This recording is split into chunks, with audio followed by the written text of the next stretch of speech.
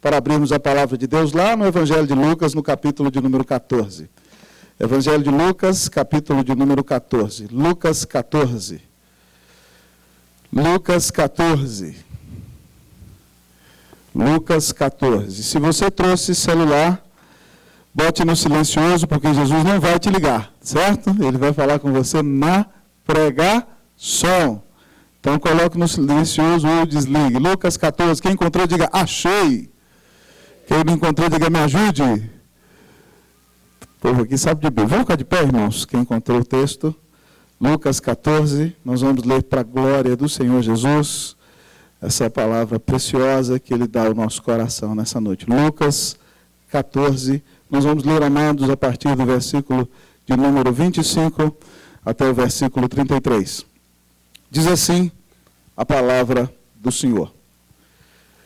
Grandes multidões o acompanhavam, e ele, voltando-se, lhes disse: se alguém vir a mim e não aborrece a seu pai, e mãe, e mulher, e filhos, e irmãos, e irmãs, e ainda a sua própria vida, não pode ser meu discípulo.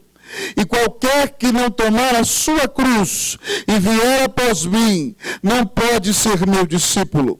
Pois qual de vós, pretendendo construir uma torre, não se assenta primeiro para calcular a despesa e verificar se tem os meios para a concluir? Para não suceder que, tendo lançado os alicerces e não a podendo acabar, todos os que virem zombem dele, dizendo: este homem começou a construir e não pôde acabar.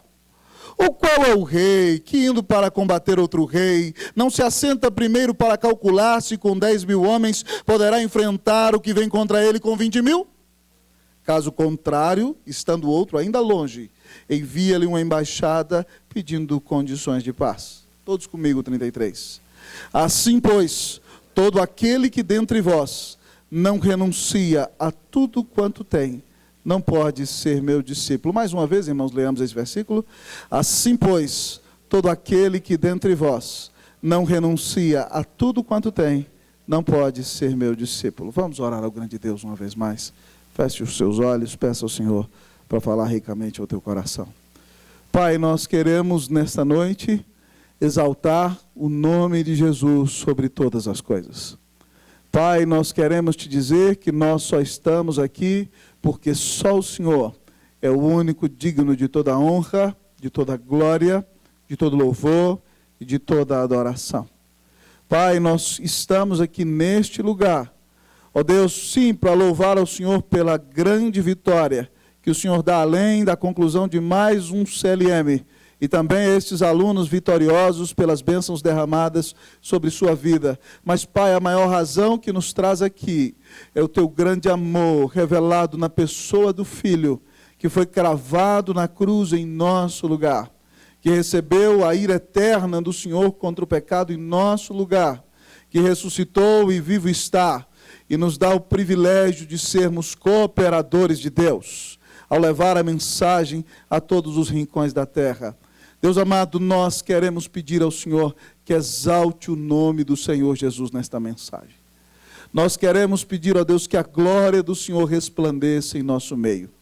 Nós queremos pedir, Deus, sim, que as Escrituras sejam expostas com fidelidade, mas que a presença daquele que caminha no meio dos 7 candeeiros de ouro se faça perceber com graça nesse lugar.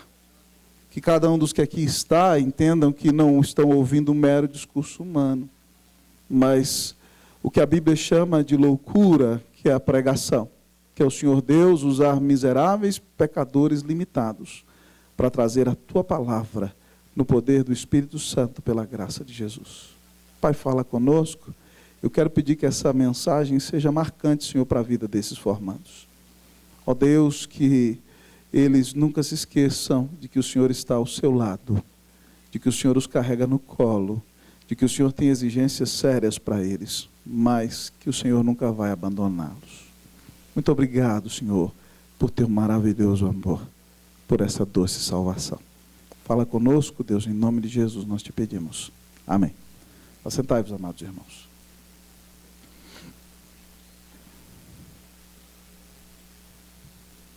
Queridos formandos, amados irmãos, todos nós lemos e estudamos a Bíblia todos os dias, mas há momentos nos quais nós separamos um tempo específico para ouvir a voz do Senhor.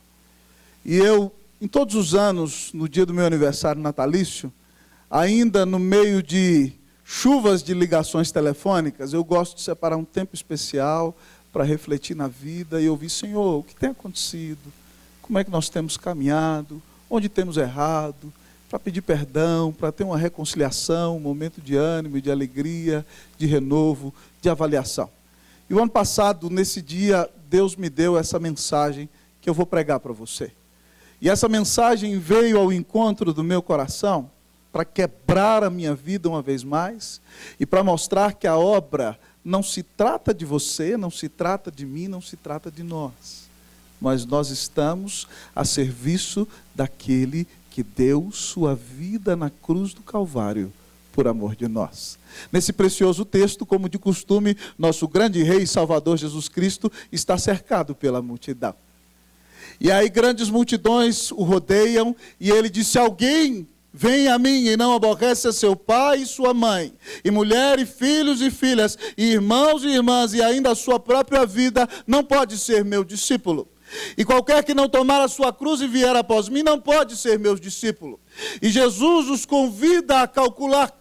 E no final de tudo do texto, ele diz assim: pois, todo aquele que dentre vós não renuncia a tudo quanto tem, não pode ser meu discípulo. Para vocês que estão formando hoje, e tem toda uma vida missionária pela frente, mas para a vida de cada um que aqui está, e é cristão, e que tem o objetivo de ser testemunha de Cristo Jesus, onde o Senhor lhe inseriu, nessa noite o Senhor nos apresenta algumas exigências do discipulado.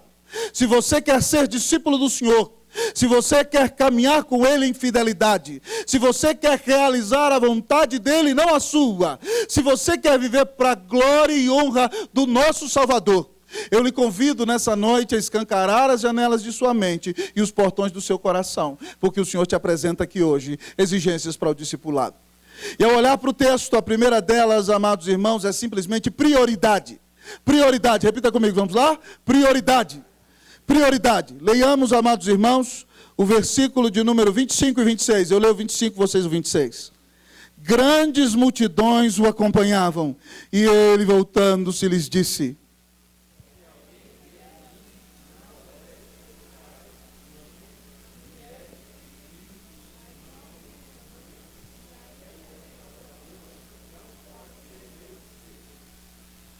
estranho, amados irmãos.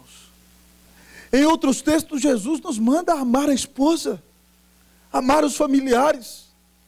Mas nesse texto, a palavra usada no grego para aborrece, significa literalmente odiar.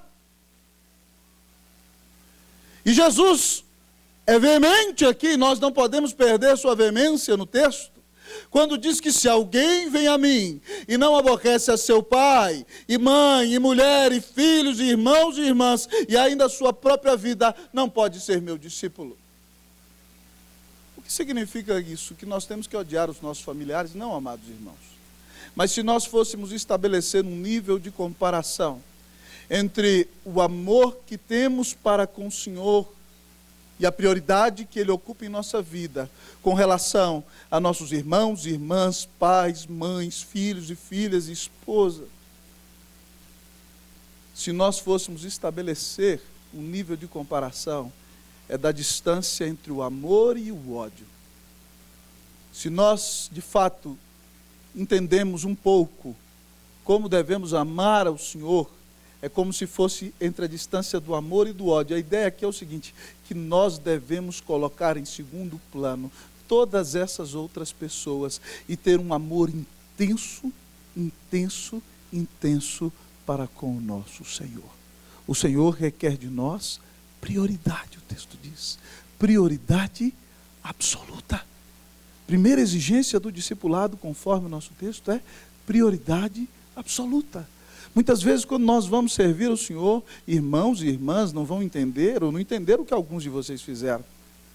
Talvez alguém tenha dito para você tinha que ganhar dinheiro, o que você está preocupado de plantar igreja, pregar o evangelho? Que história é essa? Ou muitas vezes familiares, até pai e mãe se opõem ao chamado de Deus à sua vida. Mas o texto diz que a primeira prioridade da nossa vida é o Senhor. É o Senhor quem morreu na cruz para nos salvar. É o Senhor que é o dono da nossa vida. Foi o Senhor quem pagou um preço eterno na cruz do Calvário em nosso lugar. Nós custamos simplesmente, amados irmãos, o sangue do Filho eterno de Deus na cruz do Calvário. E Ele é o dono da nossa vida. Nós somos propriedade exclusiva dEle. E Ele é quem diz aonde devemos ir e como devemos fazer. E se nós de fato queremos ser discípulos de Jesus, nós temos que entender que Ele deve ocupar a prioridade em nosso coração. É isso que o Senhor diz para nós, quando diz que nós devemos colocar tudo em segundo plano, todos os relacionamentos mais importantes, e colocar o Senhor em primeiro lugar na nossa vida. E amados irmãos, no discurso isso é fácil, mas na vida prática é um grande desafio. O teólogo João Calvino dizia que o nosso coração é uma fábrica de ídolos. E muitas vezes nós, evangélicos, não temos imagens, glória a Deus por isso. Mas muitas vezes no seu coração, você coloca pessoas, circunstâncias, projetos e prioridades no lugar do Senhor. E toda vez que você coloca uma pessoa, um projeto, um sonho ou uma prioridade no lugar do Senhor, aquilo se constitui em um ídolo. E sem perceber, muitas vezes você está traindo ao Senhor quando Ele não é a prioridade da sua vida. Amados irmãos, eu entendi isso na minha vida num dia em que Deus passou com o trator da graça por cima de mim, pastor Zé Carlos, né? Deus é bom demais. Nós tivemos o privilégio com Cleusa de, no ano 2000, nos dirigirmos ao Chile. Fomos servir ao Senhor na igreja presbiteriana do Chile, uma igreja que estava sendo influenciada, atacada pelo liberalismo, e que vinha perdendo muitos membros durante muitos anos. E nós fomos ali com uma equipe trabalhar para a glória de Deus, para a revitalização daquela igreja, para a plantação de novas igrejas naquele país, para organizar o seminário e formar pastores com compromisso com a palavra de Deus e com a vida piedosa. E pela graça de Deus o Senhor nos abençoou ricamente. Mas eu era menino, e eu não entendo porque Deus usa meninos, mas é para que o nome dele seja glorificado. E no ano de 2003, eu tive o privilégio, meus queridos formados, de pregar, então, ali no Congresso Nacional de Jovens do Chile. Mais de 400 jovens. Minha esposa, grávida de nosso primeiro filho. Ela tinha um descolamento, irmãos, e não pôde ir para o acampamento. Então eu fui para o acampamento e naquele momento de festa, eu sempre gostei de pregar para jovem, a gente é jovem, está no meio da moçada, e Deus levanta muita gente jovem para servi-lo com todo o coração. Então eu estava deitado ali no quarto e começou a acontecer o seguinte na minha cabeça. Eu falei, Deus, muito obrigado. Muito obrigado, porque eu parecia aquele fariseu da oração, irmãos, essa é a verdade. Eu vou rasgar para vocês. Deus, muito obrigado, porque o Senhor tem abençoado muito a nossa igreja. Muito obrigado, porque o seminário está indo de vento em popa. Muito obrigado, porque tem aparecido projetos de plantação de igreja. Muito obrigado, porque minha esposa está grávida do meu primeiro filho. Muito obrigado, grande Deus, porque eu não sou nem chileno e estou pregando aqui no Congresso Nacional de Jovens do Chile. E de repente, amados irmãos, o Espírito Santo resolveu me fazer uma visita naquele quarto, pastor Zé Carlos.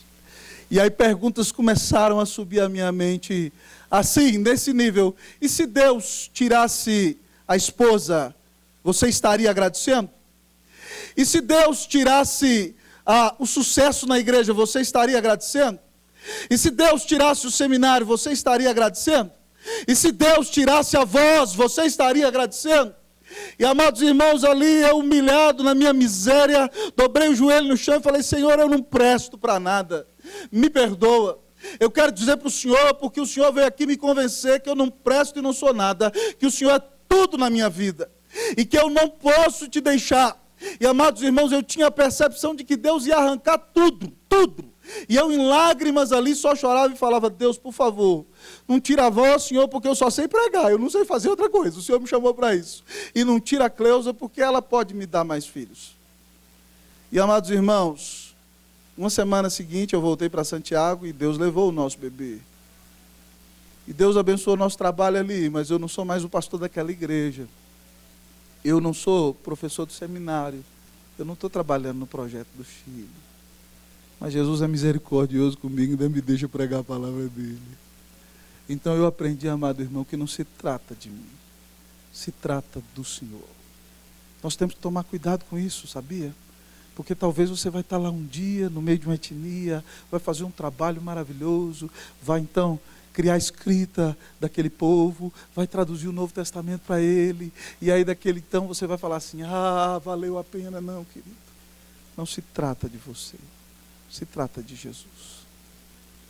Que Ele seja a prioridade na sua vida, amém? Que Ele seja a prioridade na minha vida.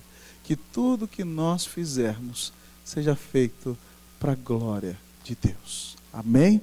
Para ser discípulo, o Senhor tem que ser a prioridade na nossa vida. Ele não divide o lugar dele na tua vida com ninguém, nem com você. Mas ao olhar para o texto da palavra de Deus nessa noite, amados irmãos, o Senhor nos revela uma outra exigência do discipulado.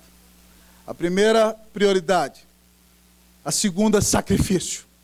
Segunda exigência do discipulado, sacrifício. Repita comigo, vamos lá? Sacrifício. Versículo de número 27. Eu vou ler uma vez, vocês segunda vez. E qualquer que não tomar a sua cruz e vier após mim, não pode ser meu discípulo. Vocês, irmãos.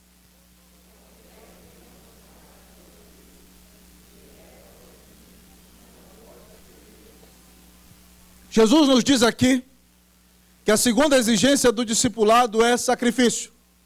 Ele nos conta que qualquer que não tomar a sua cruz, ou seja, disposição para sofrer, e vir após mim, seguir nos passos do Senhor, que sofreu por nós, não pode ser discípulo de Jesus. Aquele que acha que vida cristã é colônia de férias, está totalmente equivocado. Aquele que acha que ser discípulo é viver deitado eternamente em berço esplêndido, ao som do mar, à luz do céu profundo, está equivocado. Ser discípulo, amado irmão, é estar disposto a sofrer por amor daquele que deu tudo por amor de você. Você tem que tomar a sua cruz e seguir ao Senhor. E, amados irmãos, Paulo é muito claro com a igreja de Filipos, que sofre muito por ser pequena, e uma igreja que tem contendas, e ele diz em Filipenses 1:29 o seguinte, que a nós nos foi concedida não somente a graça de crermos em Cristo Jesus, mas de padecermos por Ele. E ele diz em 2 Timóteo 3,12 o seguinte, que todo aquele que quiser viver piedosamente em Cristo Jesus, será perseguido.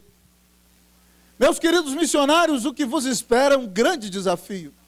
E eu quero lhe perguntar nessa noite, você está disposto a dar a sua vida por amor daquele que deu a sua vida na cruz do Calvário por amor de você? Você, cristão, que aqui está disposto de fato a dar a sua vida por amor daquele que te amou com amor eterno e que com benignidade te atraiu? Nunca ninguém te amou como Salvador. E meu querido irmão, minha querida irmã, o texto diz que se nós de fato queremos ser discípulos, nós devemos estar dispostos a sofrer por causa do nome do Senhor. Ainda que enfrentemos perseguições, ainda que enfrentemos rejeição, ainda que enfrentemos desprezo e ofensa, ainda que enfrentemos dor, nós temos que estar dispostos a ir até a última circunstância por causa do Senhor. Sacrifício, sacrifício. Um missionário que eu admiro muito na história da igreja foi o missionário que trouxe a nossa denominação para o Brasil, queridos irmãos, Ashbel Green Simonton. Simonton era um rapaz que tinha estudado nos Estados Unidos pedagogia. Simonton estudou direito e foi para o seminário de Princeton, estudou aos pés do grande teólogo Charles Hodge. Quando ele estava no 3º ano, ele ouviu um sermão de Charles Hodge sobre as missões e se sentiu chamado para o ministério. No 1º ano. No 3º ano, ele definiu o campo que era o Brasil. E quando ele estava para vir ao Brasil, ele foi convidado para pregar em grandes igrejas americanas e as pessoas começaram a dizer para o jovem Simonton que nos Estados Unidos há grande necessidade, que as pessoas precisam ouvir o Evangelho, que a igreja carece de pastores bem preparados, porque ele tem que vir para o Brasil. Ele foi pregar na grande igreja de Baltimore e a igreja se encantou com o talento daquele jovem pastor. E algumas pessoas começam a dizer a ele, porque ele tem que vir àquela cidade do Rio de Janeiro, uma cidade precária, sem saneamento, onde as pessoas ficam doentes com gripe, com peste. Disseram, você vai para o Brasil e você vai morrer. E Simonton dá uma resposta que até hoje tem marcado o meu coração e me enche de esperança. Ele diz o seguinte, o lugar mais perigoso é o lugar mais seguro quando você está no centro da vontade de Deus. O lugar mais perigoso é o lugar mais seguro quando você está no centro da vontade de Deus. Mas também, amados irmãos, como não nos lembrar do grande estadista missionário Charles Studd, cheio de defeitos como nós, mas um pioneiro das missões, influenciado por Hudson Taylor, vai com os 6 seus colegas seus de Cambridge para o interior da China e dedica ali uma década, tem filhos ali, depois fica doente, volta para a Inglaterra, depois vai para a Índia, depois dedica a sua vida lá no Congo belga. E ele, filho de um homem rico, talvez o melhor jogador de cricket da Inglaterra, e as pessoas dizem a ele, rapaz, o que você vai fazer em missões? E aí essa daí vocês estão cansados de saber, mas a igreja não. Hein? Ele diz assim, se Jesus Cristo é Deus, e Ele morreu por mim, não existe sacrifício grande demais que eu possa fazer por Ele. Se Jesus Cristo é Deus, e Ele morreu por mim, não existe sacrifício grande demais que eu possa fazer por Ele. Eu quero lhe fazer uma pergunta nessa noite. Até onde você está disposto a ir por causa do seu Senhor?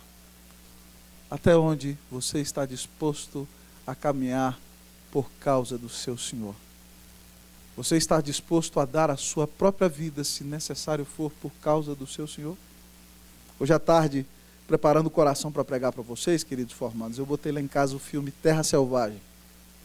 E os meninos ficaram impressionados, eles tinham visto quando pequenos, quando vem os Aucas atravessando Nate Santos, Jim Elliot e toda a equipe missionária que dá a vida por amor do Senhor. É claro que ninguém vai sair correndo, me mate, me arrebente, não é assim, né?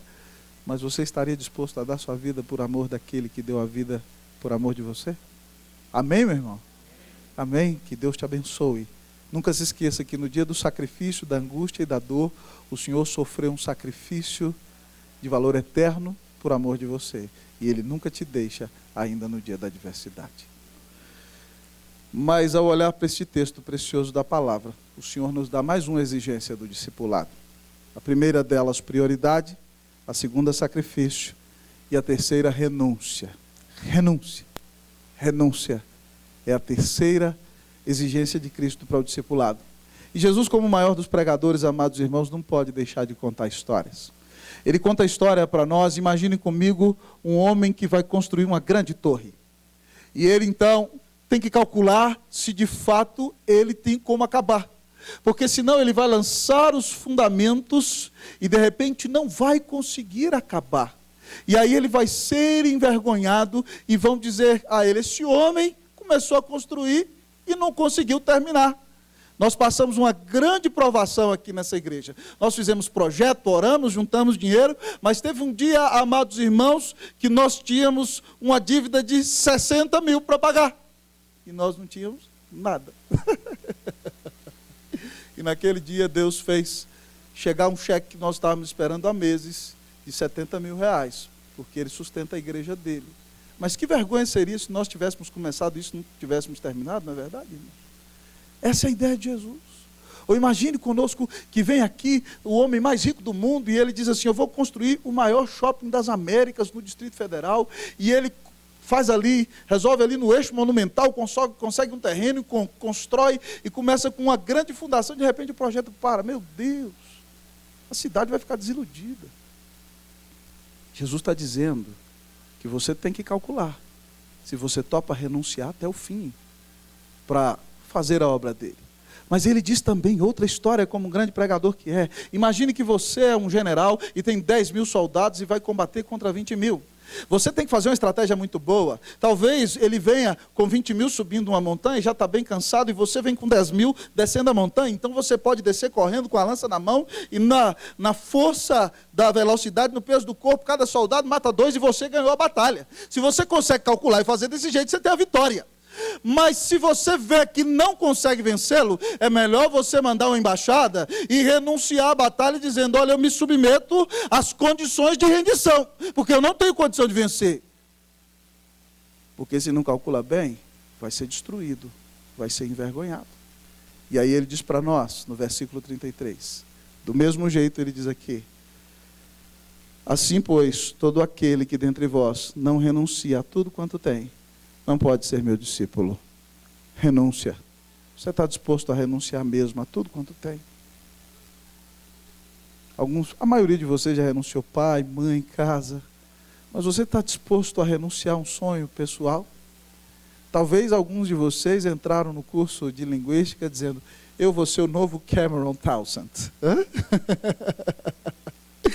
E o Senhor não te chamou para ser Cameron Townsend, Santo Varal. O Senhor te chamou para ser você. Talvez você disse, mulher de Deus, eu vou ser a missionária que entrou para a história como Amy Carmichael, entrou na história no seu trabalho na Índia. E Deus não te chamou para entrar para a história, mulher de Deus. Deus te chamou para renunciar, para servir, para dar a vida por causa do Senhor Jesus. E aí, amados irmãos, eu não posso deixar de me lembrar daquela frase tão preciosa de Jim Elliot, quando instado a voltar para o seu país, ele diz, não é tolo aquele que abre mão daquilo que pode reter, para poder ganhar aquilo que não pode perder. Nós não somos donos de nossa vida, amados irmãos. Nós não sabemos se vamos morrer daqui a 5 minutos. Eu não sei se sair naquela porta, o Senhor vai me dar a honra de tombar e abrir meus olhos diante da sua presença na glória. Eu não sei. Então, porque você muitas vezes coloca a sua segurança em finanças, em dinheiro, em posição social, num concurso público, a sua segurança não pode estar nisso, amados irmãos. Essa segurança é efêmera, porque nós não sabemos se viveremos daqui um dia, daqui um ano, amados irmãos. E se Cristo renunciou tudo, sendo o Rei da glória, sendo o mais rico de todos, sendo o Rei do universo, Ele renuncia tudo por amor de nós, para nos resgatar da sua vida na cruz do Calvário e ressuscita. Que privilégio maravilhoso é que renunciemos a tudo quanto temos, para dedicarmos-nos àquele que deu sua vida por amor de nós. Amados irmãos, Deus teve um só filho e ele foi um missionário. Que privilégio é poder seguir nos passos de Jesus e dedicarmos a nossa vida à pregação do Evangelho. Há um pregador que eu gostei muito no século XX, irmãos, e nós já vamos chegando ao final.